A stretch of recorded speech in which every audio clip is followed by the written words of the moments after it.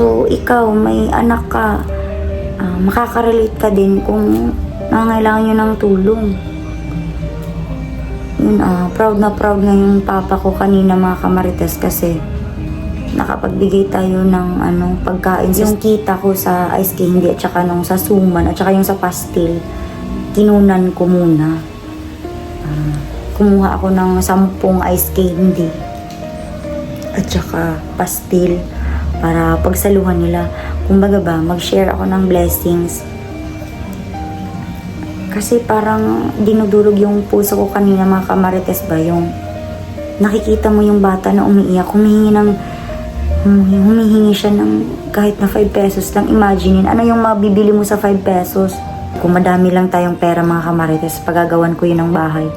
Kung madami lang akong pera, mag-grocery na ako, tapos bibigyan ko yun ng mga noodles, hot dogs, sabon panlaba, panligo, damit. Yun, kung may pera lang sana ako. So yan tayo ngayon mga kamarites. Yan, isang magandang hapon po sa ating lahat. Lalong-lalo na po sa mga solid na supporters dyan ni Kuya Bats Adventure. So yun, may nag-comment po sa atin mga kamarites na baka madukot tayo kasi sinabi nila na di ko alam kung sino yung asawa na dinukot ngayon. May asawa ba? Ewan ko. Hindi ako nanonood ng ibang video kasi naka-focus lang ako dito sa bahay mga kamarites. So yun, sinabi nila sa akin mga kamarites na dumito ka na lang daw sa bahay, sa loob ng bahay. Tapos wag daw akong lumabas, baka madukot kami ni Juno. So yung video kanina mga kamarites ay yun yung time na gusto na gumala saglit ni Juno kasi kakahatid ko lang ng mga 2 anak ko. Kakahatid ko lang sa mga anak ko mga kamarites galing school. Hinatid ko sila para makaiwas tayo ng pamasahe kasi yung 2 bata nagko-cost ng 50 pesos kasi 25 doon sa papunta. Pag hindi mo siya hinatid ng motor, 25 pesos dalawa, so 50 pesos silang dalawa. Tapos pag-uwi dito, pag hindi mo na naman susunduin, so 100 pesos per day yung magagasto natin. So nagtipid na lang tayo. Yung pinapamasahe ko,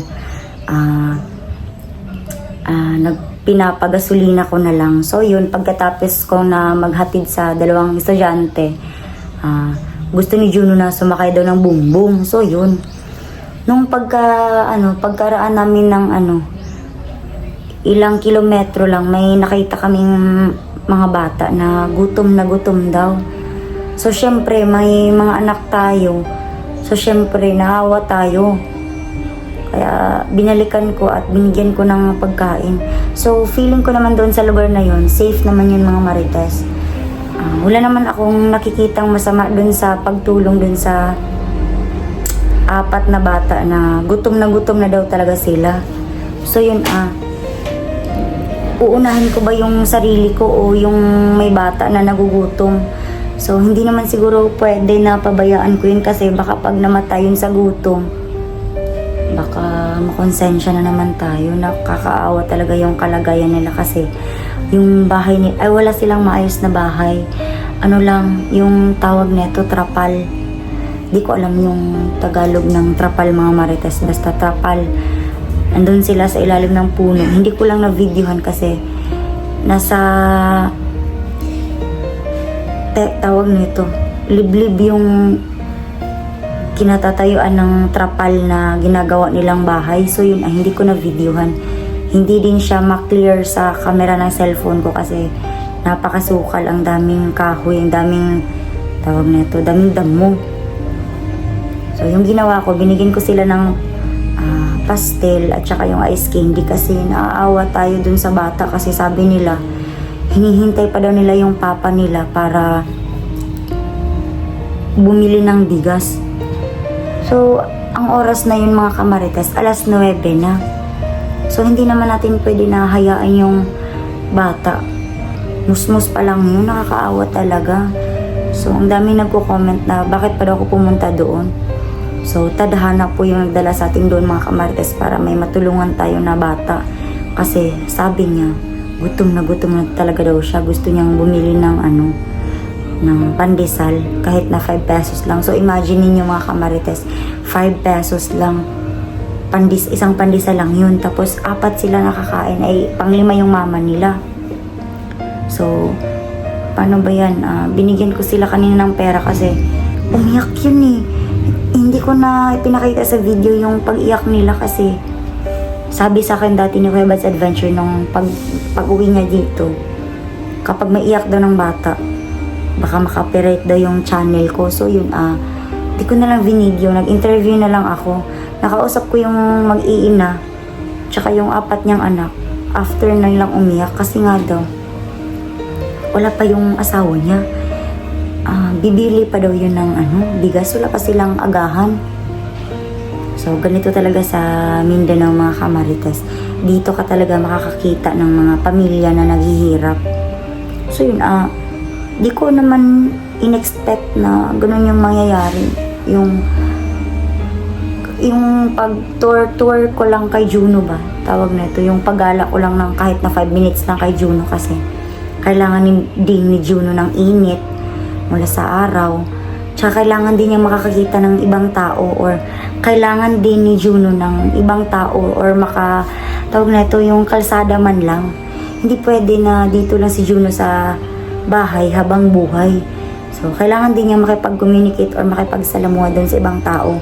Makakita man lamang siya ng kotse, nagiging happy na siya, yung motor, yung bike. Yung mga simpleng bagay lang mga kamarites, binigay ko kay Juno para hindi naman siya maging ignorante sa buhay, yung makita niya yung ibang tao. So yun, ginala ko siya ng 5 minutes. So hindi natin inakala na yun pala yung mangyayari mga kamarites. Umiyak yung bata mga kamarites. Kung alam niyo lang na nakakaawa yung bata talaga. 3 babae at saka 1 lalaki. Humingi sa akin ng pera.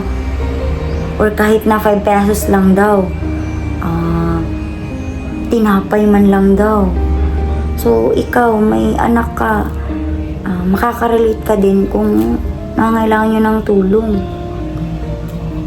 Yun, proud na yung papa ko kanina mga kamarites kasi nakapagbigay tayo ng pagkain sa strangers. Wala tayong magagawa. Binalikan ko talaga kahit na alam ko naman na delikado, pero alam niyo mga kamarites, yung mga bandido, hindi naman yan sila pumupunta dito ng maaga kasi ang daming tao pa dito na naglalakad-lakad. Dami pang mga tao dito na pumapasok sa trabaho. May mga bata na pumapasok sa kanilang eskwelahan. Hindi sila basta-basta na makakapasok dito sa area natin kasi may mga tao pa kasi umaga pa. Yung mga bandido mostly pumupunta yan sila sa mga bahay-bahay ng mga asawa. Mga bandang alas 12, alas 10, alas 11, alas 12, alauna. Di ko alam and so on and so forth. Yung mga ganun mga kamarites. Pumupunta yan sila hindi umaga. So, pag umaga, safe naman kami dito. Kasi kapag may mga masasamang tao, madali yan silang makikita kasi may mga tano dito, may mga pulis. So, yun yun na lang naman akong sisihin kasi tumulong tayo dun sa mga bata na talagang gutom na gutom sila. Yung kita ko sa ice candy at saka nung sa suman at saka yung sa pastil, kinunan ko muna. Kumuha ako ng 10 ice candy at saka pastil para pagsaluhan nila. Kumbaga ba, mag-share ako ng blessings. Kasi parang dinudurog yung puso ko kanina mga kamarites ba, yung nakikita mo yung bata na umiiyak, humihingi siya ng kahit na 5 pesos lang. Imaginein, ano yung mabibili mo sa 5 pesos? So yun, binigyan ko ng pagkain. So, desperada na yung bata mga kamarites, mga around 7 years old yun mga kamarites. 7 years old yata yung humingi sa atin ng pagkain. Diyos ko, umiyak talaga siya mga kamarites. Kung alam nyo lang mga kamarites, awang-awa ako mga kamarites. Nasa unahan lang naman yun mga kamarites, mga 1 kilometro lang dito yung layo ng bahay nila. Hindi ngayon matatawag na bahay kasi nga, trapal. So yung paki-comment down below kung ano yung tawag sa Tagalog ng trapal. Basta sa Bisaya, trapal yun. Sobrang nakakaawa mga kamarites. Hindi ko nga alam kung hindi ko alam kung okay lang ba sila dun kapag tataas yung tubig. Tataas yung tubig sa Libuganon River. So yun na, kung gusto niyo ng proof mga kamarites, i-search niyo ang Libuganon River. Yun, makikita niyo dun sila banda. Diyos ko, kung si Juno yun, baka si Juno yun, iisipin ko na, kumbaga ba, ini-imagine ko na, paano kung si Juno yun, nagutom, tapos hindi binigyan ng ibang tao, paano na lang? So, may gatas naman si Juno, kaya, nagpapasalamat tayo sa Panginoon na may grasya or blessings na dumating dito sa bahay. Pero hindi ibig sabihin na may kinakain yung mga anak ko. Hindi na tayo pwede na makirelate doon sa sitwasyon ng mga batang yun na walang kinakain. Hindi pwede yun mga kamarites kasi ako naaawa ko doon sa mga bata. So, di bali lang may magalit dyan na madukot kami or ako. Kahit ako na lang yung dukutin, huwag lang si Juno. Yun lang yung hiling ko. Basta ang importante, makatulong ako doon sa mga bata. Yun, I swear to God na nakakaawa talaga yung sitwasyon nila. Kung may time pa nga ako kanina mga kamarites, bibidyohan ko sana sila. Yung trapal nila ba, yung tolda, yung ganong tolda, yung trapal, sinasabit na lang nila sa puno. Hindi ko alam kung may damit yun. Baka nga sa susunod na araw, magbibigay ako doon ng damit kasi nakakaawa. Walang damit. May damit pero ang laki-laki, tapos Diyos ko, gusgusin ang mga bata na yung mga kamarites. Hindi ko alam kung nag-aaral pa ba yun. Feeling ko, pinapaaral naman ng mama nila. Hindi ko alam kung may kinakain pa ba yun hanggang ngayon. Yun, sobrang nakakaawa talaga mga kamarites. Alas 9 na, wala pa silang bigas. Tapos paano pag nakauwi yung papa niya ng alas 11? So yung agahan nila, until lunch. Tapos 1 kilong bigas pa. Nakakaawa. So yun, sa mga nagbabalak dyan na mag-anak, huwag nyo namang damihan kung hindi nyo naman kaya na buhayin. Yun, talagang aawa talaga ako mga kamarites. Yung pagsabi kanina ng anak nila, nagugutom na siya, tapos humingi siya ng pera sa mama niya. Sabi ng mama niya, wala akong pera dito. Talaga namang halata na wala silang pera, Diyos ko. Di ko nga nalaman kung ano yung pangalan ng mga bata. Feeling ko nga kapag uulan na feeling ko babaha dun mga kamarites. Yun, kung madami lang tayong pera mga kamarites, pagagawan ko yun ng bahay. Kung madami lang akong pera, mag-grocery na ako, tapos bibigyan ko yun ng mga noodles, hot dogs, sabon panlaba, panligo, damit. Yun, kung may pera lang sana ako. Kaso yun lang yung pera na kaya kong ibigay sa kanila. Ice candy at saka yung pastil na may kanin tapos may chicken pastil na sa loob.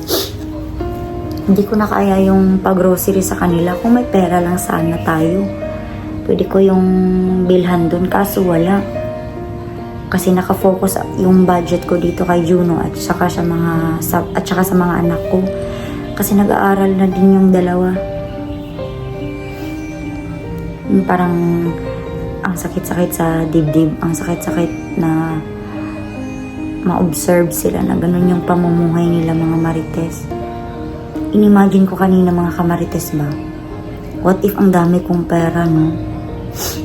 Siguro bilhan ko yun ng magpapatayo ako doon ng bahay. Bibilihan ko yun na sila ng maraming bigas at saka noodles at saka dilata, yung mga ganun. Yun lang yung imagine ko.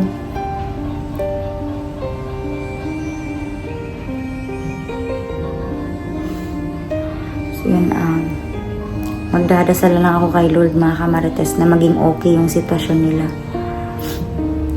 Tsaka magdadasal din ako mga kamarites na magkaroon ako ng pera, maraming pera, para bigyan ko yun ng maraming groceries. So, yun lang muna mga kamarites, and tulungan niyo ko sa pagdarasal mga kamarites na sana ay mabuhay sila ng maayos, makakain sila ng maayos 3 times a day. Kasi feeling ko, one time a day lang silang makakakain. So, hanggang dito lang muna mga kamarites, and bye-bye.